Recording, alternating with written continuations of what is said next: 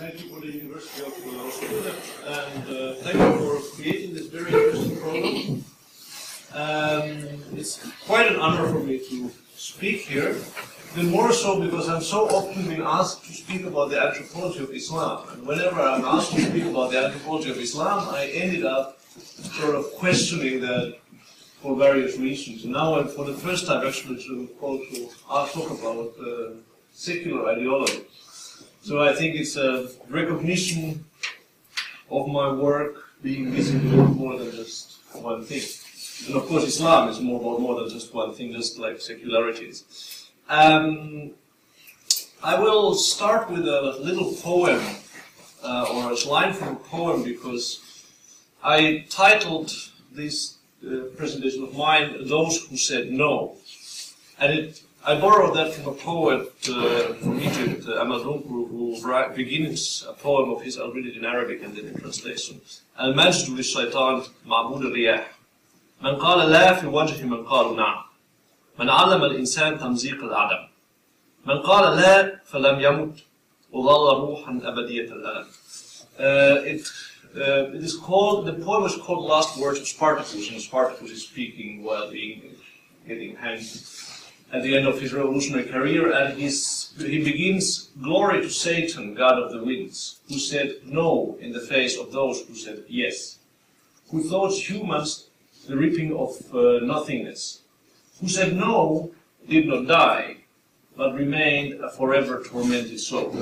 And the poem continues, and you can actually find it in translation on the internet if you want to read the entire poem. It's a very interesting one because it is a very rebellious, revolutionary poem that thinks about what does it mean to reject power. And it does not arrive at an optimistic conclusion at all. It rather thinks about rejection as a torment, and something that actually even the hero of the poem would not wish to his own son. And I think that if we are to search something like secular ideology in the Arab world, I think poetry is a good base to start with. And I think Amal Dunkru is actually one of the poets from Egypt whose poetry has been widely cited in the course of the revolutionary uprising. This particular line has been around a lot in the last constitutional referendum by people who wanted to vote no. And it tells of a certain understanding of these people that they are fighting a struggle that might be futile, and they might be losing, but they're doing it anyway. So these are the people I want to talk about today. I tried to make sort of an ethnographic theory of a group of people in Egypt. Here are some of them. Who have established themselves as quite a powerful political actor, or powerful political group in the social scene and the political scene, simply mostly known as revolutionaries. Now in Egypt, of course, after the revolution, almost any political power claims to be a revolutionary power, including even people from the old system, and everybody claims to be speaking in the name of revolution. But there is one particular group which quite consistently describes itself as Suwar, the revolutionaries, and is quite often actually also described as such by others. Not exactly by their opponents, but people who are more distant from politics, they describe that these are the Suwar. And here you see them, it's mostly young. Okay, we have quite a lot of light here, so we don't see much of the details, but it is a crowd of young people, some women, mostly men, different haircuts, different looks. It's an urban, largely bourgeois audience, middle class, not necessarily the poorest of the poor, and definitely very young. And it's also, that's often called in some studies the youth, which is partly also something which these people identify themselves as, although some of them can be quite old, just as there are a lot of young people who are not among them. But let's think more about the category of revolutionaries, because I think that is something that emerges as a political identification parallel with those that we are mostly dealing with in the academic and political discussion, which are liberal, which didn't exist in Egypt before, but has in the last 2 years suddenly become a political concept. very close to the American usage of liberal, which is different from European. Left, which has a longer history, and secular, but usually not the word Almani, but secular, a different sense of secular, which is called in Egypt Madani, which is civil. Civil means it's neither theocracy nor military. It's a sort of idea of civil rule of the state that is based on democratic institutions. And I know quite a few of these people from two places in Alexandria, where this picture has been taken, 25th of January this year, and in a village in the northern Nile Delta, where a group of men, about 20, 30, 40 in number, tried to bring the revolution in their village and have ever since been struggling. And I think that, and actually when I was asked to give this talk, I then went to ask a number of these people, say, no, do you think of yourself as leftist? Or do you think of yourself as secular? Would you describe yourself as liberal? And they gave me quite a lot of interesting answers. And I will get into these answers, but I will first start with a sort of little ethnographic description of what kind of people we're talking about here. As I said, this is the first image. The second image, we're talking about here, especially in urban context, about mainly young people, mainly highly educated, often quite cosmopolitan in their orientation. However, not necessarily. There are some poor people there are people with very basic education, but there is something like almost like a shared habitus. If you join the revolutionaries, it's not just that you have an opinion, but that you develop a certain social circles, how to meet certain people.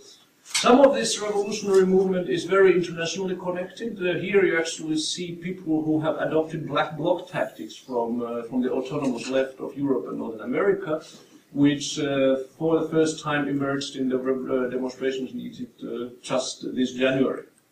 And this is, I mean, I know somebody whose son was establishing the black bloc, and this guy was in a private school, speaks very good English, so is able to actually communicate with people internationally, and therefore also to import certain tactics of confrontation with the police to the Egyptian streets. It's been the big fuss in the Egyptian media. Everybody's been talking about black bloc, and it has brought quite some jokes because a law was passed which could also be applied against women wearing niqab, which is because they are wearing black and covering their faces. However, there is another ethnographic scene which is not as cosmopolitan, not as bourgeois, not as urban, definitely not urban, because they are on the countryside. And this is a group I have been following, which were friends of mine with whom I was already doing fieldwork before, and they are a group of leftist, mostly young men in a village who had, some of them had been in the cities participating in demonstrations during the revolution in 2011, and when they came back to the village, and then they were on holiday because they lived in the cities, they came together and started doing a lot of actions. And these people are generally much poorer, definitely not, very few of them speak good English. Some of them live in the cities. Many of them are friends or well connected also with the political scene in Alexandria. But you could here speak more of a sort of lower rural middle class people who have a certain degree of education. And much more important perhaps than class here is that these people stand often in the family history of communists in this area, which in the 70s and 80s had important activity of the Communist Party. As far as I know, there is only one person among the young generation who would actually describe himself as a communist. But the sort of generation of communist fathers and uncles is really influential, but it is interesting to think about in what sense they are influential, because Marxist Leninism today is no longer something that people would be specifically into. So these people were not part of any political movement. They did not join a party. They were not an organization. Actually, they are totally disorganized, which is why they have been able to do some actions in specific situations when they had lots of energy. This is shortly after the revolution, when they organized 3 cleanup campaigns, which was a very popular thing to do in Egypt. In March, they organized a public meeting with the mayor of the village where they wanted to discuss issues of local politics. and such as cleanliness, bread, sales of bread, electricity bills. And they had very high ideas of actually changing local politics and changing public awareness and turning the village society into a democratic society where people would be aware of their rights and their possibilities. And they failed. This particular meeting ended in total chaos, and none of the decisions that were made were ever implemented. And most of the people were highly frustrated about the sort of resistance of most people to their idea of how to change the world. And also about their own ability to do something. Now, after that, they've been doing a lot of things occasionally. There were lots of, many of the same people were informed, participating in the Hamdin Sabah presidential campaign. They've been doing political extras every once in a while, but what they do most of the time is sit together, talk, meet in the cafe, and talk, and talk. And it's actually something of value. So these people, I asked them, what do they actually believe in? And do they see themselves as leftist or secular? And I give you just a short overview of some answers I got. One person, a math teacher, said that while he does see himself as a leftist, and actually most of the people in his circle, he would describe themselves as leftist, except for one who insists that he's liberal, not leftist. He said that nevertheless, this is not the crucial issue. What is a crucial issue is, he says, that we want the good of the country, and that we think for ourselves. And here he distinguishes himself from the sort of corrupt System Mubarak, which does not want the good of the country, and from the Islamists who, in his view, do not think for themselves but take orders from their leaders. Another younger man, still a student, says, essentially, yes, I could describe myself as leftist, but I could also describe myself as liberal, and I think Abdel Nasser was okay. What matters is that I want change. And another guy continued on that and said, you know, what I really want is a neutral state. And now here came and then came in a sort of secularist conference. So this guy very much articulated a critique of Islamist politics and said, I want a state that doesn't distinguish between a church and a mosque and a nightclub. And that's which I would say on any measure kind of counts as a secular position, you know, no matter whose definition you take. And the other guy insisted then more on a sort of vision that this kind of neutrality should be placed on knowledge, on science, on the primacy of knowledge over religion. Although when I then sort of confronted them with evolutionary theory, they said, yeah, come. And they didn't feel so comfortable about that anymore, and in that moment actually went to search for what they say compromises that result in a harmonious vision. So by no means anti-religious. Actually, most of these people are, especially in the countryside, are very religious. And some of the people who one might see in a cafe telling very irreverent jokes and developing very strange religious ideas at the same time have a dark spot on the head, which one gets from praying regularly on carpets made from bad materials, so one gets skin irritation here. And so definitely not secular in the sense of not being religious. In the cities it's different. In the cities, in these sort of more urban, middle-class revolutionary circles, there are people who are genuinely not religious. But otherwise, there is not really much of a positive ideology. Actually, one other person put it most clearly when I asked her which said, I'm against the bad and I'm against the worst. I'm against the old system and I'm against the Muslim Brotherhood. And I said, yeah, but what are you in support of?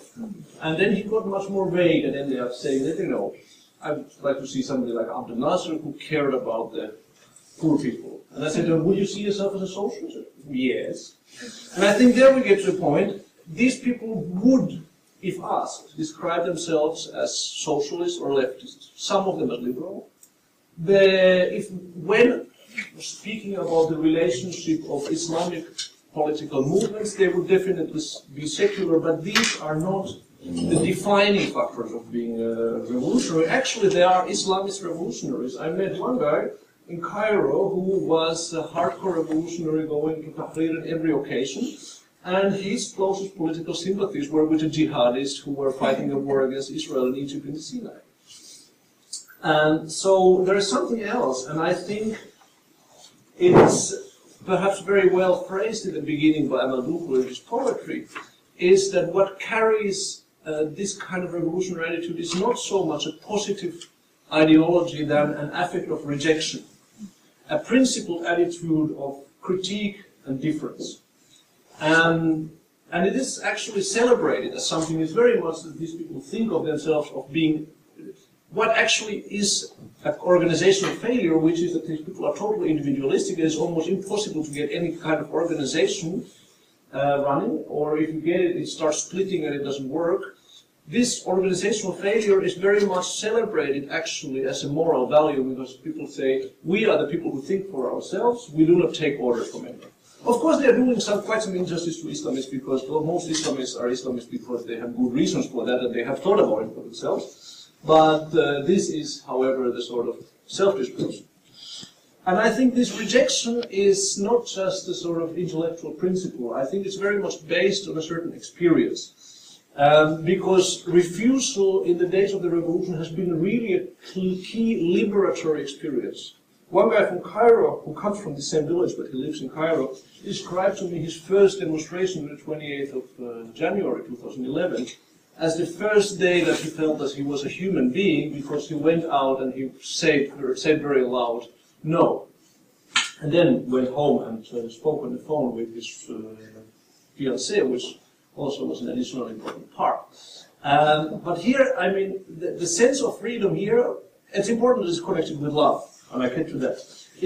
There is a sense of liberation through rejection, that the very ability to reject, to openly reject, is a liberating act, and it's very much shared as an experience of meaningful action in the culture of protest. This is again 21st of January in Alexandria, where the demonstration very quickly developed into clashes with the police force, and the police force was shooting huge amounts of tear gas. And people in the cities who regularly go to demonstrations have a kind of strange relationship with tear gas. It's very unpleasant. Tear gas is a terrible thing and makes you cough and feel very bad, and especially if you get lots of exposure to it, you often feel bodily ill for several days. At the same time, people make jokes about it and say, we have become addicted to it. I'll go and get a sip of gas.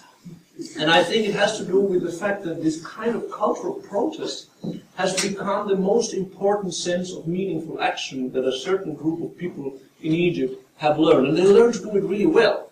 And that's why they're also really bad at anything else, such as winning elections. Lots of people want to boycott the next elections, but they will be able to make some good demonstrations.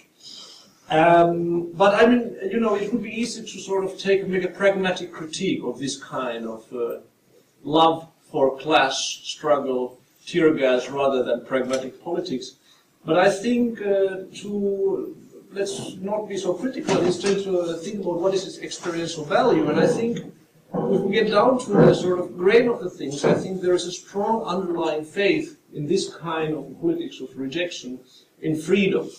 So if we want to call it in any sense, ideological sense, I would say that this sort of being a revolutionary Egypt is libertarian.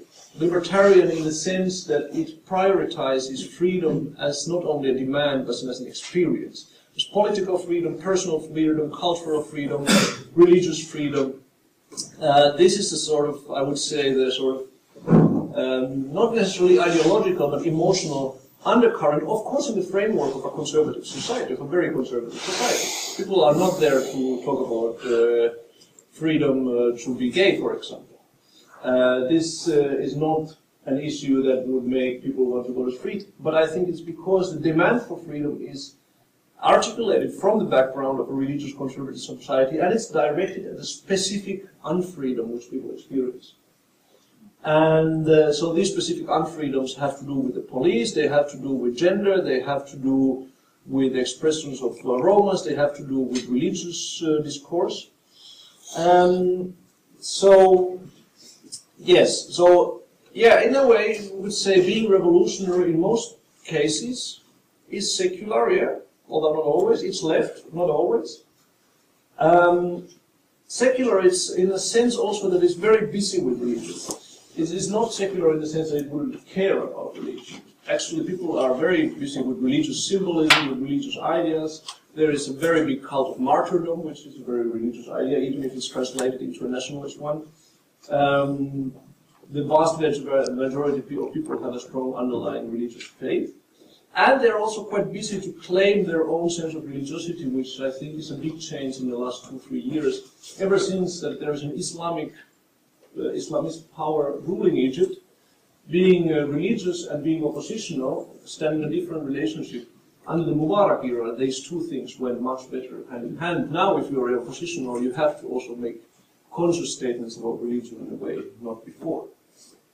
And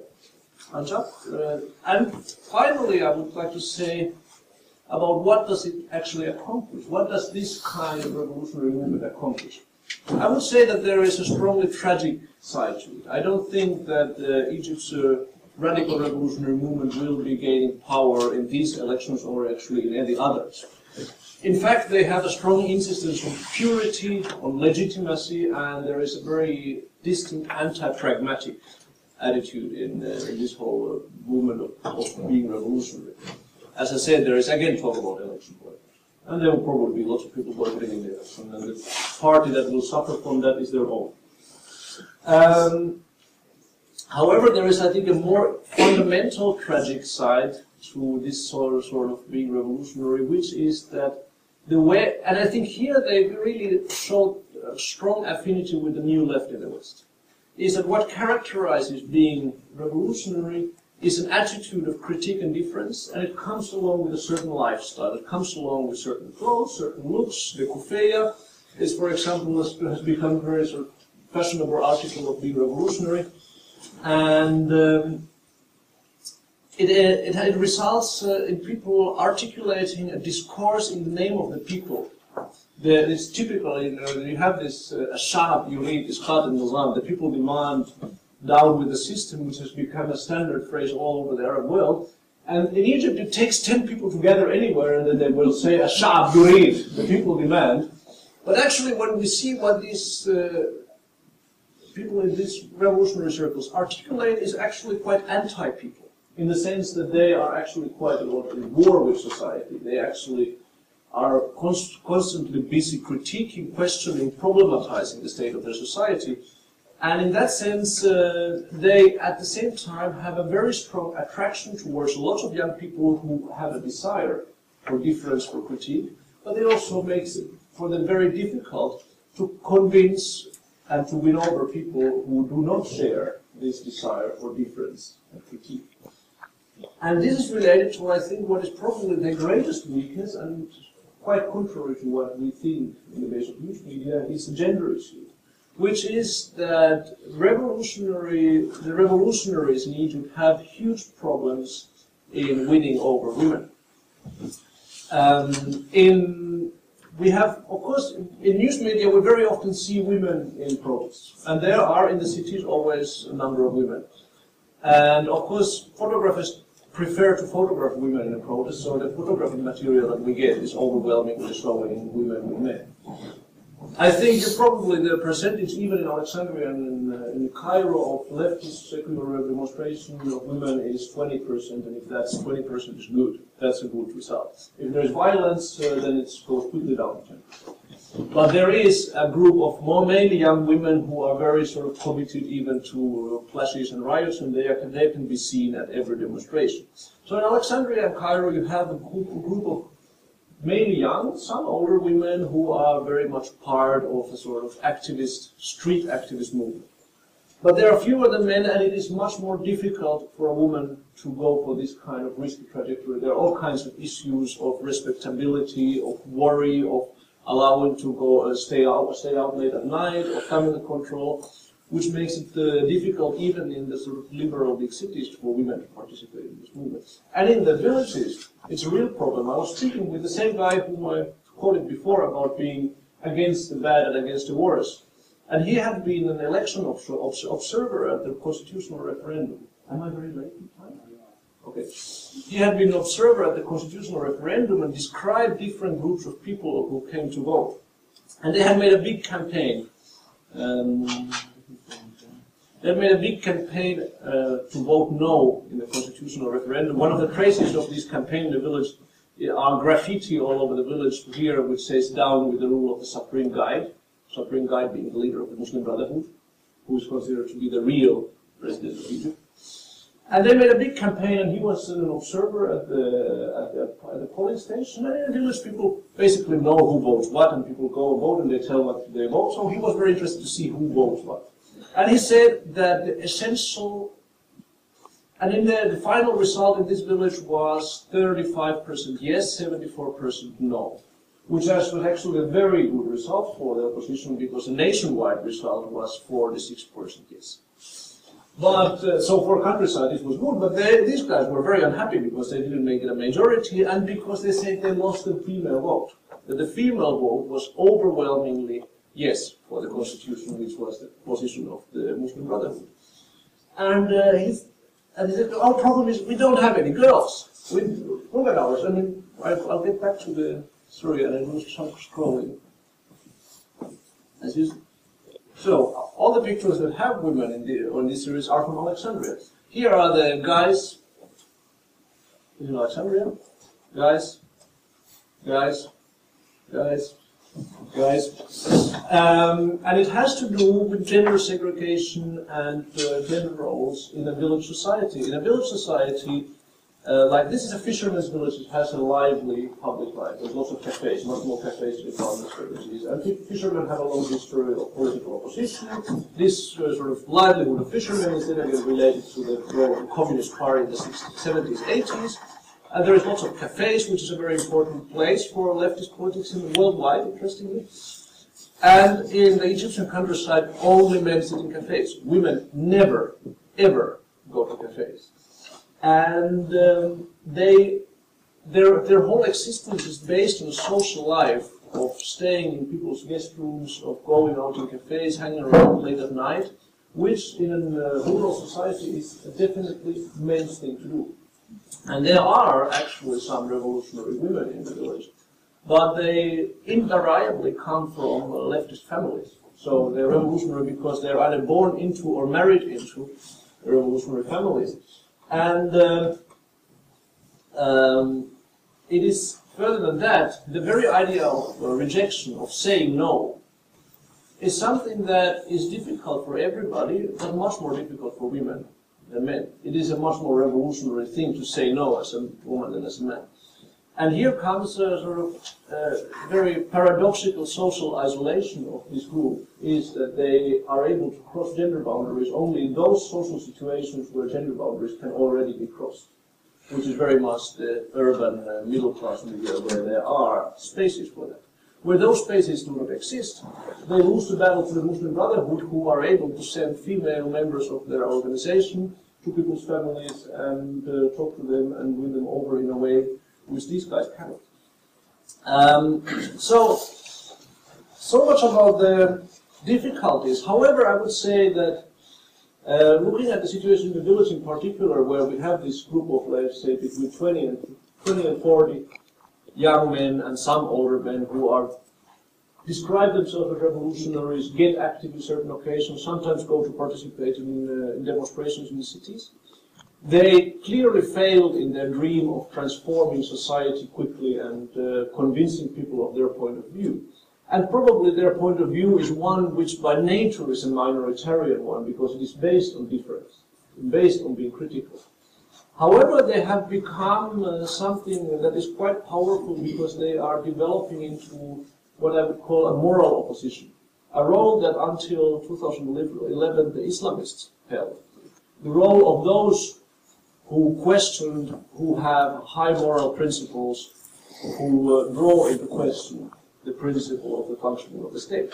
And this can be seen in the proliferation of graffiti. Until 2011 there was regular and plenty of graffiti by the Muslim Brotherhood, which is usually either about headscarves or about Jerusalem.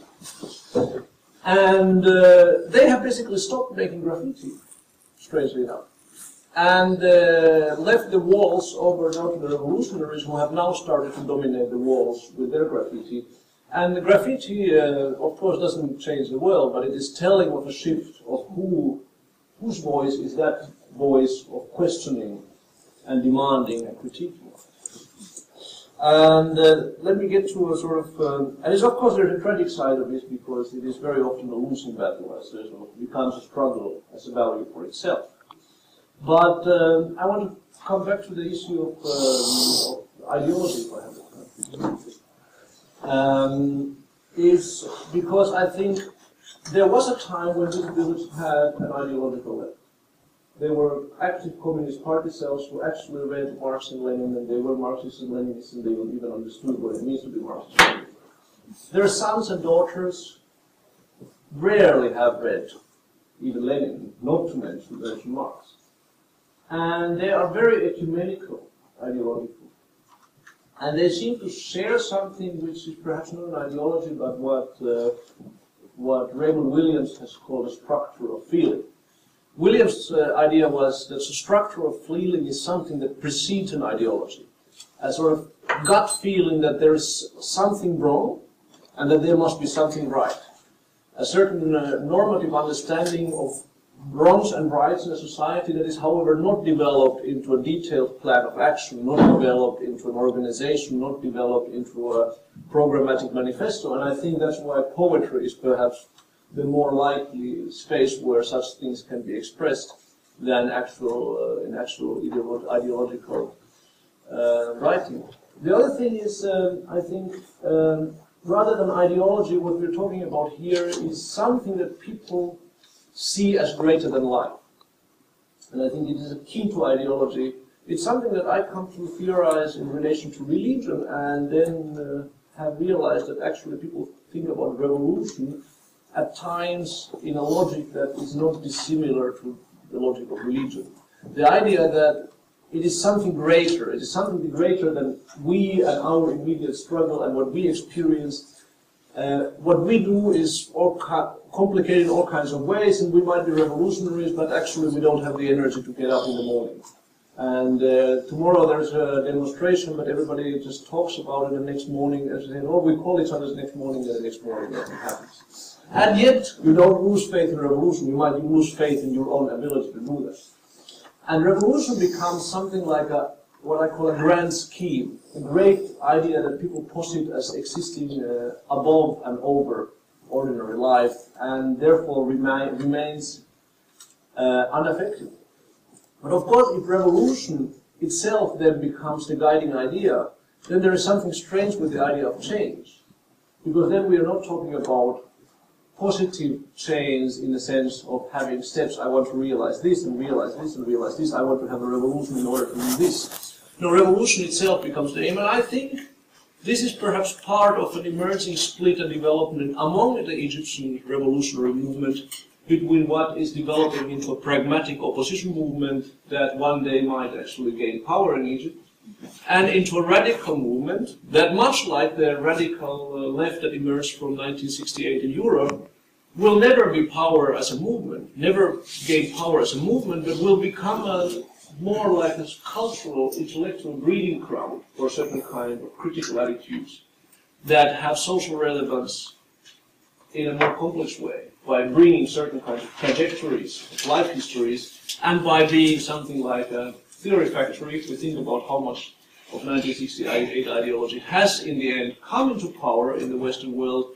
although their revolution failed in political terms, I think that perhaps is an occasion for a more hopeful ending than Amal Dunkel would have given to the question about what happens to those who say no. Thank you.